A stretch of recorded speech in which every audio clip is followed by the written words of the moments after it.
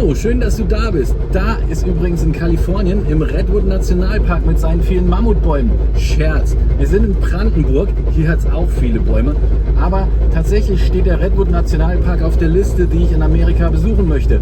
Und zwar mit diesem Auto hier, einem Trabant 601.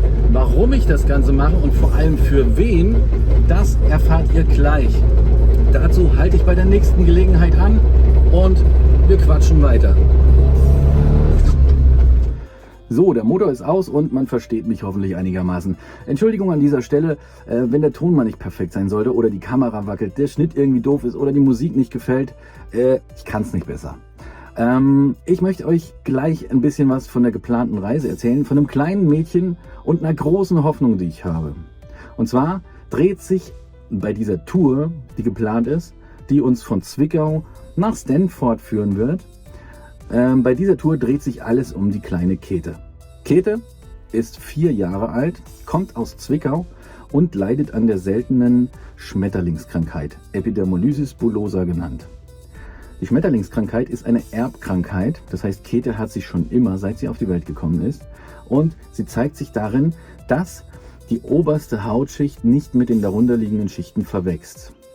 Die Haut ist so zart und empfindlich wie die Flügel eines Schmetterlings, daher der Name. Das heißt, sie kann ganz, ganz schnell verletzt werden. Und wenn sie verletzt ist, heilt sie nicht richtig. Käthe hat am ganzen Körper Wunden, muss jeden Tag 4 Stunden Verbandswechsel über sich ergehen lassen. Und es gibt in ganz Deutschland, in Europa, keinerlei Therapiemöglichkeit.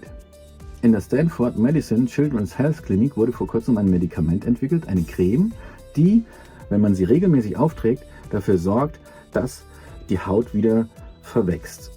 Das würde weniger Wunden und weniger Schmerzen bedeuten. Eine Wahnsinnserleichterung für die Patienten.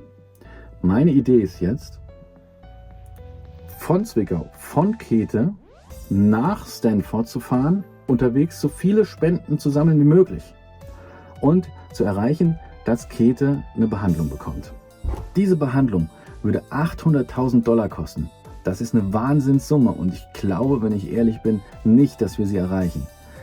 Nichtsdestotrotz wird jeder Cent und jeder Euro, jeder Dollar, der zugunsten dieser Sache gespendet wird, entweder für Käthes Behandlung, falls wir das schaffen, dieses Ziel zu erreichen, oder zugunsten der Forschung an der Schmetterlingskrankheit überreicht.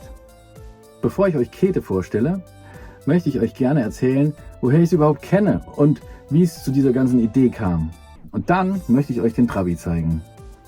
Die ursprüngliche Idee, den Plan, den ich hatte, war, einfach nur Urlaub zu machen, einmal quer durch Amerika zu fahren, eine gute Zeit zu haben. Naja, die gute Zeit, die hatte ich dann schlagartig nicht mehr, als ich die Preise für die Mietwagen gesehen hatte. Da wollten die doch zwischen $4.000 und $5.000 für 6 bis 7 Wochen haben. Und das war ja unmöglich. Woher sollte ich das Geld denn nehmen? So entstand die Schnapsidee. Was könnte ich denn machen? Mit welchem Auto kenne ich mich aus? Nur, ich fahre Trabi. Seit ein paar Jahren schon. Wie wäre es denn eigentlich, wenn ich einen Trabi besorge, der, so günstig wie möglich irgendwie zum Verkauf angeboten wird? Wenn ich den dann aufmöble, in die Staaten verschiffe, quer durchfahre und ihn am Ende des Weges sozusagen wieder verkaufe. Damit könnte ich vielleicht einen Teil der Kosten reinkriegen. So der Plan. Es ist völlig ausgeufert. Es war eine Schnapsidee. Ich habe dann angefangen, bei Kleinanzeigen nach einem geeigneten Auto zu gucken. Das war echt nicht einfach. Denn ihr wisst selbst, die Zeiten, in denen es Trabis, Stechmücke, in denen es Trabis für einen Kasten Bier gab, die sind längst vorbei. Und je günstiger der Preis, desto mehr Arbeit wartet auf einen. So, ich habe einen gefunden für 1 Euro. Ihr könnt euch jetzt ausmalen, wie viel Arbeit da auf mich wartete. Aber ich will nicht vorgreifen. Also, 1 Euro sollte die Kiste kosten. Sie stand seit 25 Jahren in der Scheune. Der Motor hatte einen Riss. Die Hälfte an Teilen hat gefehlt. Und nichtsdestotrotz dachte ich mir, so günstiger kriege ich den nicht mehr. Und ich habe den Verkäufer angeschrieben. Ein super netter Typ, der ihn irgendwie geerbt hatte und eigentlich nur loswerden wollte. Wir wurden uns einig und er hat ihn mir sogar nach Berlin geliefert. Herzlichen Dank nochmal an dieser Stelle. Ich habe natürlich auch ein bisschen was für die Fahrt bezahlt und alles, aber ich war super happy, als er ankam, mit einem Trailer hinten, die Kiste drauf, noch ein paar Teile drin und so. Ich war super happy, bis, ich mich reingesetzt habe er vom Anhänger runtergerollt ist und ich aus Reflex, ne, weil es ja an der Straße war, die Handbremse gezogen habe. Zack, Kiste steht, nichts mehr zu machen. Ich wollte jetzt nicht anfangen, auf der Straße das ganze System da hinten zu demontieren. Ja? Der musste ja einfach nur in die Garage. Und deswegen haben wir ihn, ich glaube, wir waren zu dritt dann am Ende, versucht, mit Gewalt in diese Garage zum Glück ein bisschen abschüssig runterzudrücken. Der Verkäufer hat mir dann, als das Auto in der Garage stand, erzählt, dass er noch einen Motor in den Kofferraum geworfen hätte. Er könnte aber nicht versprechen, ob der läuft. Ich war total froh, weil, wie gesagt, der ursprüngliche Motor hatte einen Riss im Block. Ich habe dann angefangen, alles unter die Lupe zu nehmen. Motorhaube auf, das war auch schon schwer, weil das Schloss festhing. In den Motorraum geguckt, das kalte Grausen gekriegt. Dann habe ich in den Innenraum geguckt. Da haben sich mir die Zehennägel aufgestellt. In diesem Innenraum hat wohl eine Mäusefamilie gelebt, über Jahre hinweg. Es gab so viel Müll. Die ganzen Sitze waren zerfressen. Es lagen noch ein paar alte Teile rum. Also es war eine Katastrophe. Naja, nichtsdestotrotz, jetzt war das Ding da und ich musste loslegen. Also habe ich angefangen, das Teil zu demontieren. Erstmal Motor rausnehmen, Bremskram rausnehmen, alten Leitungen raus, dann die Antriebe demontiert und mir alles angeguckt und so weiter. Und letzten Endes musste ich alles neu machen. Das lief zum Teil über gebrauchte Teile, die ich übers Internet gefunden habe, und zum Teil habe ich bei Trabantwelt bestellt. So. Dann haben wir das Auto aus der Garage gezogen und zu einer Werkstatt gebracht. Zu einem, naja, Schrauber der alten Schule, nenne ich das mal. Ein älterer Herr, der noch auf Trabant gelernt hatte, bei dem ich auch Kunde war. Und dessen Aufgabe war dann, naja, die Zündung einzustellen, sodass ich den Motor zum ersten Mal starten konnte. Und zu gucken, ob die Bremse soweit okay ist, dass ich mit dem Auto zur nächsten Station fahren kann. Zum Schweißen nämlich. Die Meter dorthin, ja, die waren schon ein Abenteuer. Wir haben den Motor zum Laufen gekriegt. Er hat total beschissen geklungen. Das war so eine Rappelkiste. Vermutlich hat das Ding Lagerschaden. Grauenhaft.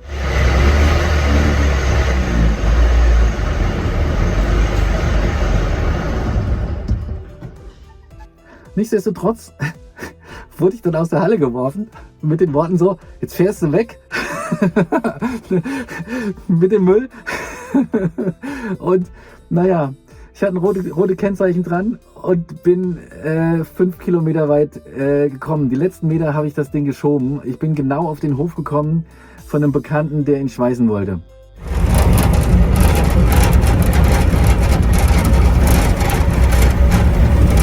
Warum schweißen? Tatsächlich hat sich herausgestellt, dass im Fußraum ein paar Löcher waren. Die hatte irgendjemand mit Spachtel behandelt und gelb übergepinselt. So, noch nicht mal die Mühe gegeben, das irgendwie zu verbergen. Irgendjemand von den Vorbesitzern hat da echt einen Murks gemacht. Lange Rede, kurzer Sinn, die Löcher mussten weg. Sonst hätte er ja keinen TÜV gekriegt. Wie gesagt, ich kenne ein paar Leute und bekam Hilfe zugesagt. Das ist dann in den nächsten 4 Monaten passiert. Ja, so 6, 7 Löcher zugeschweißt haben in 4 Monaten. Und dann wurde mir schon so langsam so ein bisschen heiß hier, weil ich gedacht habe, okay, jetzt haben wir Herbst 2023. Die Zeit, die bleibt bis April, bis das Ding aufs Schiff soll, wird langsam ein bisschen überschaubar. Nach 4 Monaten haben wir ihn dann aus der Werkstatt abgeholt und zurück in die Garage geschleppt. Dort stand er nun. Der Motor war Schrott, der zweite Motor schon. Und ich hatte keine Idee, wie ich dieses Problem lösen sollte. In meiner Not habe ich eine E-Mail geschrieben an Frank Hofmann von Trabantwelt, bei dem ich ja schon ganz lange Teile bestellt hatte. Habe ihm ein bisschen was von dem Projekt erzählt und naja, Frank hat innerhalb von einem Tag zurückgeschrieben und hat gesagt, komm doch mal vorbei, wir quatschen ein bisschen. Das habe ich gemacht, bin nach Zwickau gefahren. Wir saßen 2 Stunden in seiner Kaffeeküche, haben uns über Gott und die Welt unterhalten, haben natürlich auch über Trabants und Amerika geredet und dann ging die Tür auf und Käthe kam rein. Und Frank hat mir von Käthe, von ihrer Erkrankung erzählt. Er hat mir erzählt, wie schwer es das Mädchen im Alltag hat, weil es keine Medikamente gibt dafür, keine Therapien, dass sie aber ein kleines bisschen Hoffnung haben, weil gerade vor kurzem ein Medikament in Amerika entwickelt wurde. Da bin ich hellhörig geworden, habe gefragt, wo denn in Amerika? Und Frank sagte, naja, in San Francisco. Und das war für mich ein Wink des Schicksals, denn für mich war San Francisco schon zu Anfang als Endpunkt der Reise geplant, da dort ein Hafen ist, wo ich den Trabi zur Not hätte wieder nach Deutschland zurück verschiffen können. Und ich fragte, wo in San Francisco? Und Frank sagte, in Stanford, an der Universität. Da gibt es eine Klinik. Dort wurde ein Medikament zugelassen, das im Moment noch in der Testung ist. Und sie haben die Hoffnung, dass das demnächst auch in Europa erhältlich wäre. Da dachte ich, naja, also da kann ich vielleicht was erreichen, schon vorher, weil es ist ja unbestimmt, wann es in Europa eventuell erhältlich ist. Ich dachte, vielleicht kann ich bei meiner Reise, bei meinem Urlaub Spenden sammeln und bekomme so viele Spenden zusammen, dass ich die vor Ort der Klinik übergebe und so ins Gespräch komme und vielleicht erreiche, dass Käthe dort eine Behandlung bekommt. Und das habe ich ihm dann gleich gesagt. Habe ich gesagt, du, guck mal, mir ist gerade eine Idee gekommen und so, wie wäre es denn? Und Frank sagt, ja Wahnsinn, machen wir, lass uns tun. Und das war der Beginn dieses Projektes. Und Frank hat mir dann dankenswerterweise einen neuen Motor gesponsert und ein neues Getriebe. Ich will euch jetzt erstmal den Trabi vorstellen, was aus dem Scheunenfund inzwischen wurde. Und ich hoffe, ihr freut euch mit mir, wenn ihr dieses Ding seht. Ich nehme euch mal mit aus dem Auto raus. Wir laufen mal drum rum und gucken uns alles an. Hier ist das Schmuckstück. Ich habe ihn so gut es geht aufpoliert. Natürlich sieht man hier und da Stellen, wo noch Spuren von seiner bewegten Vergangenheit zu sehen sind. Er wurde wahrscheinlich nicht so besonders pfleglich behandelt. Aber egal, das ist okay so, das nennt man Patina. Und ich bin froh, dass er läuft und dass die Technik soweit fit ist. Man sieht hier einen Dachträger mit Geländereifen drauf. Und bevor es hier einen Shitstorm gibt, wie man solche Reifen fahren kann, das habe ich ja nur vor, wenn es abseits der befestigten Straßen geht. Ich will ja auch ein paar Dirt Roads fahren und dorthin kommen, wo, naja, jetzt nicht so die breite Touristenmasse in Amerika sich bewegt. Diese Reifen passen vorne hin, das geht. Hinten würden sie nicht passen, da schleifen sie. Aber die Größe ist legal, falls ihr euch das fragt. Und es ist überhaupt alles legal an diesem Ding. Er hat sogar TÜV gekriegt, jawohl. Und was euch bestimmt noch ins Auge fällt, ist, naja, die Beklebung. Die Beklebung soll natürlich aufmerksam auf die Aktion machen. Es gibt auch ein paar Flyer, die ich verteilen möchte. Es gibt einen QR-Code, wo man auf die Webseite route601.com kommt und man sieht die Käthe. So, jetzt zeige ich euch mal den Innenraum. Der ist eigentlich wieder ganz schön geworden. Ich habe neue Stoffe besorgt, neue Sitze, alles sauber geschrubbt. Es gibt auch neue Teppiche, aber zum Schutz von denen habe ich so eine Gummimatte hier drin. Und dann als nächstes geht's, naja, zur Technik.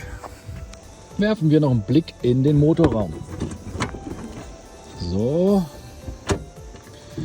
hier sieht man das neue Getriebe. Hierunter verbirgt sich der Motor. Es handelt sich übrigens um einen 30 PS Motor. Das heißt, er wurde von Trabantwelt nach, wie Frank mir erzählt hat, die Vorgaben von Sachsenring und IFA für Sportmotoren aufgearbeitet. Hat unter anderem ein bisschen mehr Hubraum, spezielle Kolben und die Ansaugkanäle, Ein- und Auslasskanäle wurden nochmal behandelt. So, was haben wir noch? Ein Tank. Ja, unspektakulär und ein bisschen schmuddelig. Und so viel Originalteile und sonst Originalpatina wie möglich. Jetzt wisst ihr mehr über das Auto und über die Aktion.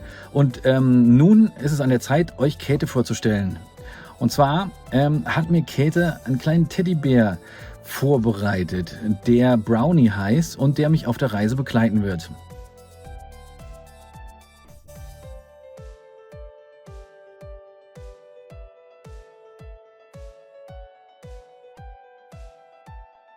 Der Teddy mit dem Namen Brownie soll mich auf der Reise begleiten und wird ein Reisetagebuch schreiben, so dass Käthe immer dabei ist. Der Trabi wird jetzt nach Emden gebracht und kommt aufs Schiff. Von dort geht's nach Baltimore und in Baltimore holt ihn ein guter Freund namens Peter ab. Peter, ich danke dir an dieser Stelle für deine Unterstützung. Ohne dich wäre das Projekt nie möglich. Peter kümmert sich nämlich um den US-Titel, um Kennzeichen und eine Versicherung. Dann kann ich den Trabi problemlos in Amerika fahren und werde meine Route angehen.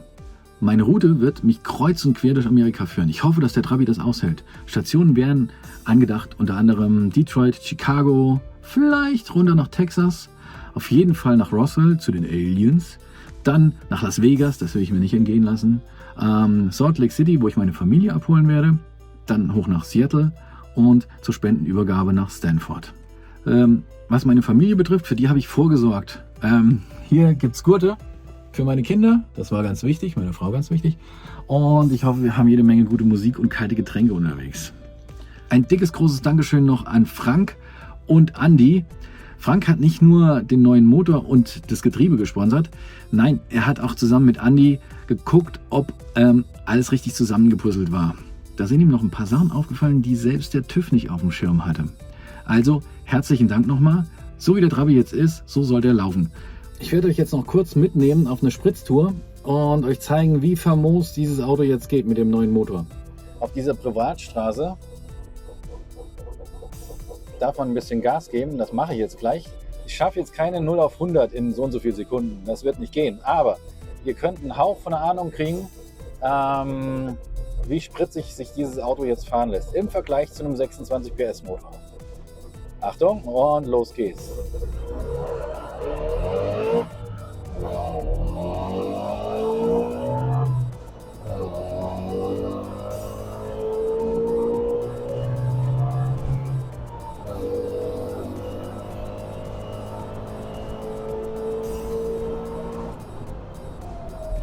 So, richtig coole Sache, eine richtig coole Sache. Und er klingt super kernig. Also, perfekte Kiste. Ich kann jedem nur empfehlen, auf so einen Motor umzusteigen. Ich bin unglaublich happy und freue mich wie Bolle auf diese Reise. Ich hoffe, dass wir damit wirklich was bewirken und es Käthe schon bald besser gehen wird. Wenn du was spenden möchtest, kannst du das gerne tun. Und zwar auf route601.com. Dort ist es möglich, mit PayPal zu spenden oder auf das Spendenkonto zu überweisen. Ich danke dir jetzt schon, danke dir auch fürs Zugucken und vielleicht magst du ja dem Kanal folgen und mir ein Like dalassen. Ich werde natürlich aus Amerika berichten und naja, wir hoffen, dass alles klar geht. Drück mir die Daumen. Tschüss.